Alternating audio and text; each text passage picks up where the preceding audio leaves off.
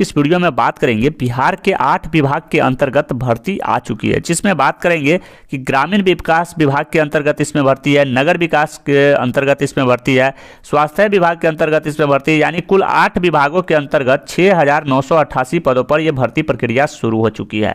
और इसमें बात करेंगे दोस्तों इसके लिए योग्यता क्या रखी गई है, चयन किस प्रकार से होगा, वेतन कितना दिया जाएगा, उम्र सीमा क्या रहेगी, और अंतिम तिथि की बात करें तो 21/6/2023 तक इसमें रखा गया है डेट। तो आपको वो पूरी प्रोसेस समझाएंगे कि किस तरीके से इसमें आवेदन करना है, सिलेक्शन वगैरह किस तरीके से होगा।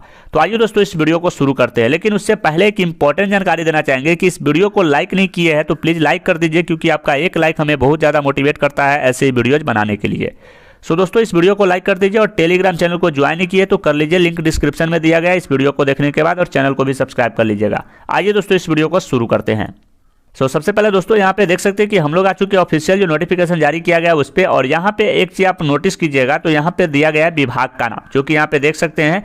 तो कुल 8 विभागों के अंतर्गत जैसा कि मैंने आपको बताया था, योजना एवं विकास विभाग बिहार के अंतर्गत इसमें सीट है, टोटल सीट कितना है उसके बारे में बताया गया। इसके बाद जल संसाधन विभाग बिहार है पटना, नगर विकास एवं आवास विभाग बिहार पटना, पथ निर्माण विभाग बिहार पटना, भवन निर्माण विभाग के अंतर्गत है, और लोक स्वास्थ्य अभियंत्रण विभाग है, ग्रामीण कार्य विभाग के अंतर्गत है, और इसके अलावा जो कि लास्ट विभाग लघु जल संसाधन विभाग के अंतर्गत इसमें सीट निकाले गए हैं।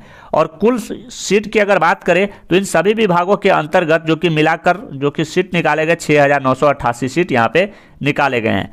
जिसमें सबसे पहले बात करें दोस्तों कि यह भर्ती आई कहां से, तो जैसा कि मैंने आपको पहले बता दिया कि बिहार सरकार बिहार तकनीकी सेवा आयोग के अंतर्गत यह भर्ती आई हुई है, जिसका ऑफिशियल नोटिफिकेशन 25/4/2023 को रिलीज किया गया है, जैसा कि यहाँ पे देख सकते हैं। तो बात करें दोस्तों कि इसमें किस तरीके से आप सभी लोग आवेदन करेंगे और कैसे इसमें आवेदन होगा वो सारी चीज़ें। तो यहाँ पे देख सकते हैं कनीय अभियंता असैनिक के पद पर नियमित नियुक्ति हेतु विज्ञापन यह जारी किया गया, जिसमें बताया गया कि बिहार सरकार के विभिन्न कार्य विभाग के अंतर्गत कनीय अभियंता असैनिक के रिक्त पदों पर नियमित नियुक्ति हेतु प्राप्त अधियाचना के आलोक में सुयोग्य उम्मीदवार से विहित प्रपत्र में आयोग के वेबसाइट www.btsc.bihar.nic.in पर दिनांक 22/5/2023 से दिनांक 21/6/2023 तक ऑनलाइन आवेदन आमंत्रित किए जाते हैं। अधियाची विभागों द्वारा प्राप्त कराए गए अधियाचन अनुसार वेतनमान, शैक्षिक अर्हता एवं रिक्तियों की विवरण निम्नलिखित रूप से है, जो कि यहाँ पे देख सकते हैं। पद के बारे में जैसा कि मैंने आपको बताया कि इसमें जो पोस्ट निकाले गए कनीय अभियंता असैनिक की है, जिसमें वेतन के बारे में बात करें तो पे 2 के अनुसार 9300 से लेकर 34,800, ग्रेड पे 4600, वेतन स्तर 7 के अनुसार इसमें आपको दिया जाएगा। अर्हता इसके लिए क्या होना चाहिए, तो 3 पॉइंट यहाँ पे कवर किया गया। पहला, अभ्यर्थी का भारतीय नागरिक होना कंपलसरी है। असैनिक अभियंत्रण में डिप्लोमा अथवा समकक्ष योग्यताधारी होना आवश्यक है। तीसरा, तकनीकी योग्यता या अर्हता, जैसे कि यहाँ पे बताया गया, तो इसमें आप रीड कर सकते हैं। और एक चीज आपको बता दें कि इसमें कनीय अभियंता असैनिक के रिक्तियों की कोटिवार विवरण यहाँ पे भी जारी किया गया है, तो आप जिस कैटेगरी से आते हैं वो यहाँ पे देख सकते हैं। हम बिल्कुल शॉर्टकट तरीके से आपको पूरी जानकारी देंगे, क्योंकि इतना विज्ञापन पढ़ना पॉसिबल नहीं है, तो मैं आपको बिल्कुल शॉर्टकट जो इंपॉर्टेंट पॉइंट है वो आपके साथ शेयर कर रहा हूँ। सो वीडियो को लास्ट तक देखिए। यहाँ पे जो बताया गया आयु सीमा के बारे में, तो 1/8/2023 को न्यूनतम आयु 18 वर्ष होना चाहिए। अधिकतम उम्र सीमा जो कि यहाँ पे कैटेगरी वाइज छूट है, तो उसको आप रीड कर सकते हैं, जैसे कि यहाँ पे बताया गया है।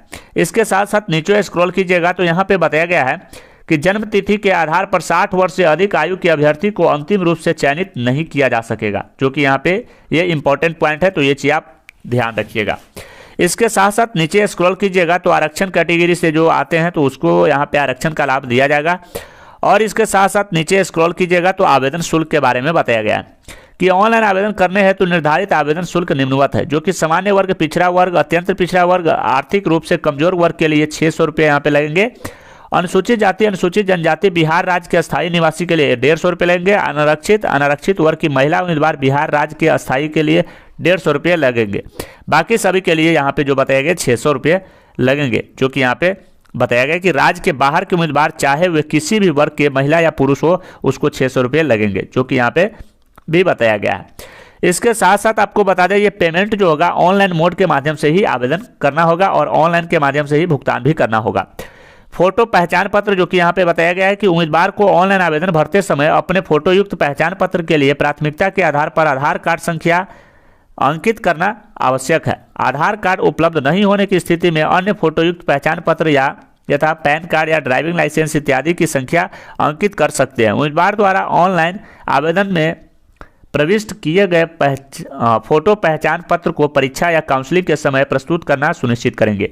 चयन की प्रक्रिया के बारे में बताया गया कि चयन इसमें किस तरीके से होगा, तो इसमें 4 पॉइंट बताया गया। पहला नंबर पॉइंट में बताया गया है कि कनीय अभियंता आसानी के पदों पर नियुक्ति हेतु चयन आयोग द्वारा आयोजित प्रतियोगिता परीक्षा में प्राप्त अंक एवं संविदा के आधार पर किए गए कार्य की अधिमानता के आधार पर प्राप्त अंक के योग की गणना कर किया जाएगा, जो कि यहाँ पे बताया गया है। इसके साथ साथ दूसरा पॉइंट, संविदा के आधार पर कनीय अभियंता अथवा समान पद पर किए गए कार्य की अधिमानता के लिए बिहार सरकार या बिहार सरकार के अधीन किसी उपक्रम या निगम या निकाय या प्राधिकार या स्वशासी निकाय के कार्यालय में किए गए कार्य अनुभव मान्य होगा तथा संविदा के आधार पर किए गए कार्य की अधिमानता के लिए बिहार राज्य के अवस्थित केंद्र सरकार या केंद्र सरकार के अधीन किसी उपक्रम या निगम या निकाय या प्राधिकार या स्वशासी निकाय के कार्यालय में किया गया कार्य अनुभव भी मान्य होगा, जो कि यहाँ पे देख सकते हैं। और तीसरा पॉइंट, संविदा के आधार पर कनीय अभियंता सैनिक के पद पर कार्य करने का अनुभव रखने वाले अभ्यर्थी जो इस संवर्ग में भर्ती की अर्हता पूरी करते हैं को चयन में अतिरिक्त अंक देकर अधिमानता दी जाएगी। चौथा पॉइंट, संविदा के आधार पर कार्य अवधि का विनिश्चित संबंधित नियंत्री प्राधिकार द्वारा निर्गत वेतन भुगतान प्रमाण पत्र संलग्न विहित प्रपत्र में आधार पर किया जाएगा। कार्य अनुभव के अवधि की गणना दिनांक 22/5/2023 तक की जाएगी, जो कि यहाँ पे देख सकते हैं। और बताया गया उक्त के आधार पर अभ्यर्थी का चयन निम्न रूप से किया जाएगा। जैसे कि प्रथम चरण में लिखित परीक्षा सभी प्रश्न वस्तुनिष्ठ प्रकृति के बहुविकल्पीय होंगे। परीक्षा की अवधि 2 घंटे की होगी और कुल 100 अंक के आपके एग्जाम होंगे। परीक्षा की संरचना किस तरीके से होगी, तो यहाँ पे बताया गया है कि प्रश्न पत्र में कुल 100 प्रश्न होंगे, जिसमें 80 प्रश्न कार्यक्षेत्र ज्ञान एवं 20 प्रश्न सामान्य अध्ययन विषय के होंगे। प्रश्न पत्र हिंदी एवं अंग्रेजी दोनों भाषा में होंगे। कार्यक्षेत्र ज्ञान 80 प्रश्न के अंतर्गत प्रश्न अखिल भारतीय तकनीकी शिक्षा परिषद नई दिल्ली AICTE द्वारा डिप्लोमा इन सिविल इंजीनियरिंग के 3 वर्षीय डिप्लोमा हेतु निर्धारित स्तन पाठ्यक्रम के अनुसार पूछे जाएंगे, जो कि यहाँ पे देख सकते हैं। शेष 20 प्रश्न सामान्य अध्ययन एवं समसामयिक मुद्दों से संबंधित प्रश्न पूछे जाएंगे।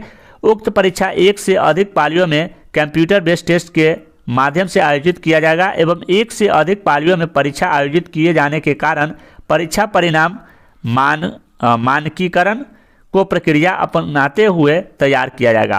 परीक्षा में गलत उत्तर के लिए नकारात्मक अंक यानी नेगेटिव मार्किंग लागू किया जाएगा।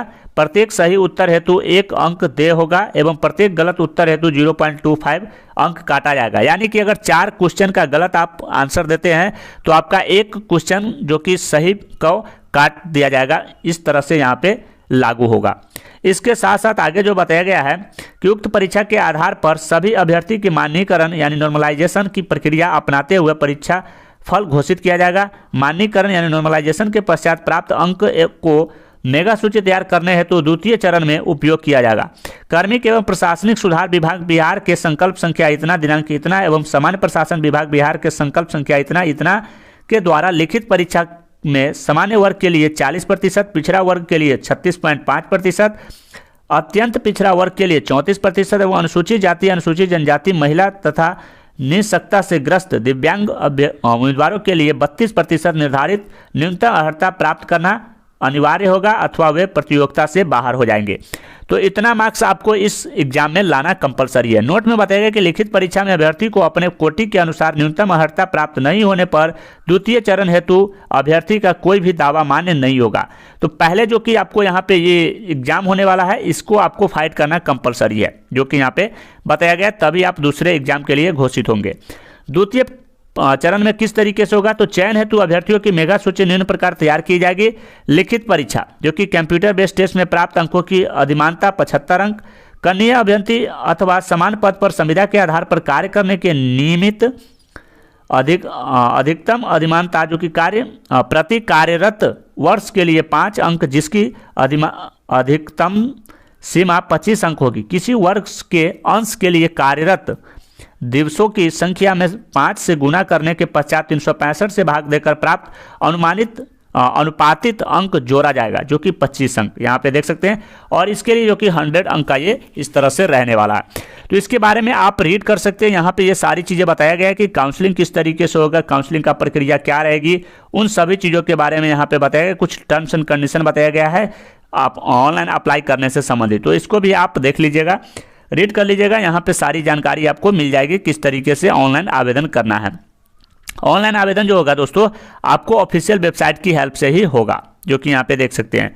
तो ये जो पीडीएफ है हम अपने टेलीग्राम चैनल में प्रोवाइड करा देंगे, वहाँ से आप इजीली देख सकते हैं। इसके अलावा ऑनलाइन संबंधित किसी भी तरह का कोई डाउट होता है नीचे कमेंट सेक्शन में मेंशन कर दीजिएगा, आपको प्रॉपर रिप्लाई मिल जाएगा। तो हम मिलते हैं दोस्तों इस तरह के एक और नए टॉपिक के साथ, तब तक के लिए बने रहे हमारे साथ। Wish you all the best and love you all.